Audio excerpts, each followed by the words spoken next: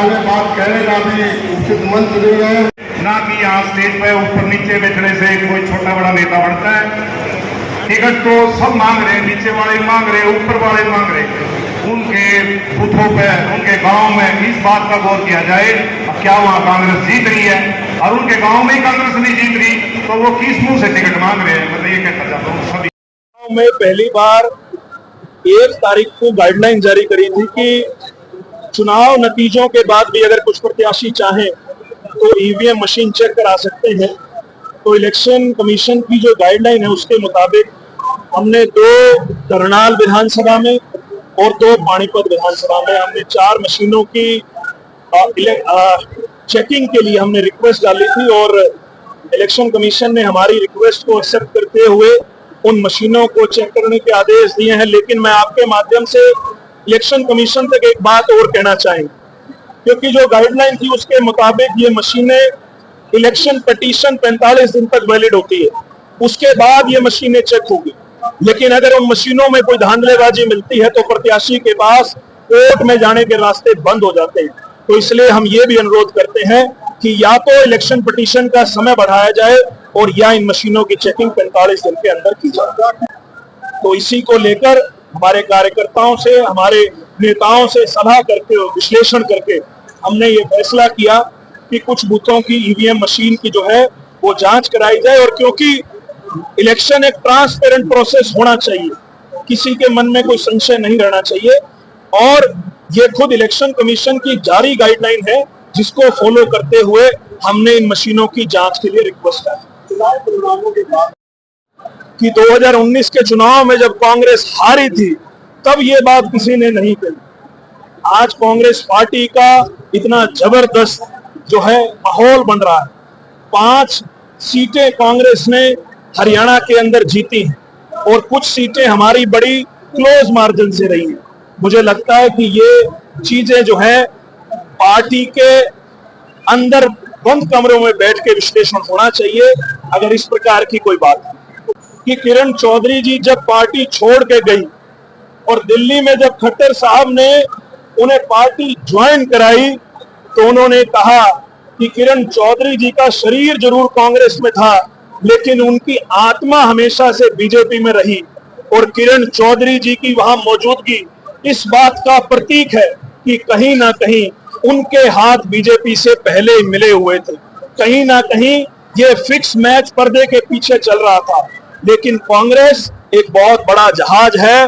कांग्रेस के अंदर हमारे जो कुशल नेतृत्व है वो काबिल है कि हमारा अगला जो चुनाव है उनके नेतृत्व में लड़ा जाएगा और कांग्रेस पार्टी पूर्ण बहुमत से हरियाणा के अंदर सरकार बनाएगी। करनाल लोकसभा का टिकट देकर यहाँ की जनता के बीच में सेवा करने का मौका दिया। मैं अगली सारी उम्र करनाल लोकसभा की जनता के बीच में रहकर सेवा करने का काम करूंगा। पार्टी जो आदेश देगी सिर माथे स्वीकार करते हुए वो काम करने की। मैं कांग्रेस पार्टी के सभी नेताओं का धन्यवाद करता हूं। सभी ने सहयोग किया। जो चुनाव का विश्लेषण है वो हमारे दिल्ली में जो हमारे सीनियर नेता हैं उनके साथ बैठ के जरूर हम करेंगे। लेकिन मैं एक बात जरूर कहना चाहूंगा, क्योंकि घर से ऐसे संस्कार मिले हैं कि भला किसी का कर ना सको तो बुरा किसी का मत करना। सिर्फ इतना संदेश मैं देना चाहूंगा। देखिए, उन्होंने जिस प्रकार से बात रखी, मुझे लगता है कि उस बात को गलत तरीके से तोड़ मरोड़ के देखा जा रहा है। बंसीलाल जी की विरासत, अगर किरण चौधरी जी को बंसीलाल जी की विरासत की फिक्र होती तो वो कांग्रेस में रहती। कांग्रेस पार्टी ने उन्हें क्या नहीं दिया, मंत्री उन्हें बनाया, नेता प्रतिपक्ष उन्होंने बनाया।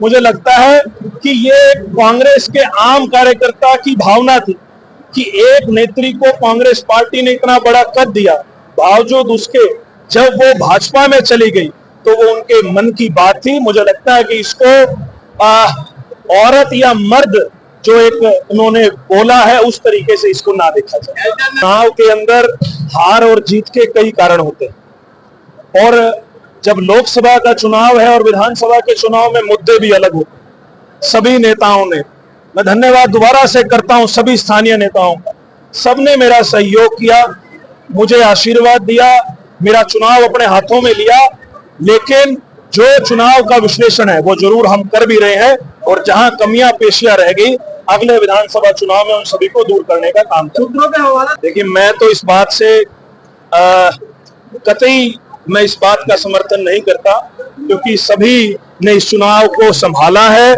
सभी ने दिन रात पसीना बहाया है, जिसकी बदौलत कांग्रेस पार्टी 2.5 लाख से आज 5 लाख का जो है आंकड़ा पार कर पाई। आखिरी का एक हफ्ता 18 तारीख से लेकर और 25 तारीख तक जिस प्रकार के हथकंडे सरकार के द्वारा अपनाए गए, आप गांव में जाइए, आप कॉलोनियों में जाइए, आप बस्तियों में जाइए, और कई ऐसे प्रत्याशी चुनाव लड़ रहे थे जिनको सरकार ने मैनेज किया। जब नतीजे आए तो उनकी पेटियां खाली मिली। बड़े बड़े दावे करते थे जो चुनाव लड़ रहे थे, और जब चुनाव के नतीजे आए तो उनकी पेटियां खाली मिली। कहीं ना कहीं बहुत जो है डील भी इस चुनाव के अंदर आखिरी एक हफ्ते में सरकार ने करी। बीजेपी की तरफ से कई हथकंडे अपनाए गए, लेकिन फिर भी हमारे कार्यकर्ताओं ने, हमारे नेताओं ने जो इस चुनाव में जोर लगाया, जो इस चुनाव में कांग्रेस पार्टी का वोट प्रतिशत दोगुना किया, मैं सबका धन्यवाद करता हूं। लेकिन चुनाव में जो कमियां रहेगी उसका विश्लेषण करके उसको दुरुस्त करने का अपनी तरफ से सुझाव भी दिए जाएंगे। लेकिन चुनाव वितरण के अंदर एक कमेटी बनती है, आला नेता है, उनके ही देखरेख में जो है विधानसभा की टिकटें बांटी। फिर से करनाल लोकसभा के सभी कांग्रेस के नेताओं का मैं धन्यवाद करता हूं। नीट का जो पेपर के अंदर जिस प्रकार की धांधलेबाजी हुई है, और नेट का पेपर भी जो उन्होंने कैंसिल कर दिया। आप देखिए, एक तरफ तो प्रदेश के अंदर 40 से ज्यादा पेपर लीक हो चुके हैं, और अगर मैं सेंट्रल गवर्नमेंट की बात करूं तो नीट जैसा एग्जाम जहां लाखों करोड़ों बच्चों का भविष्य जुड़ा हुआ है, हमारे हॉस्पिटल्स के जो डॉक्टर्स हैं उनका सिलेक्शन नीट के थ्रू होता है। अगर ऐसी परीक्षाओं में भी धांधलेबाजी होगी तो ये कहीं ना कहीं नौजवानों के भविष्य से खिलवाड़ है।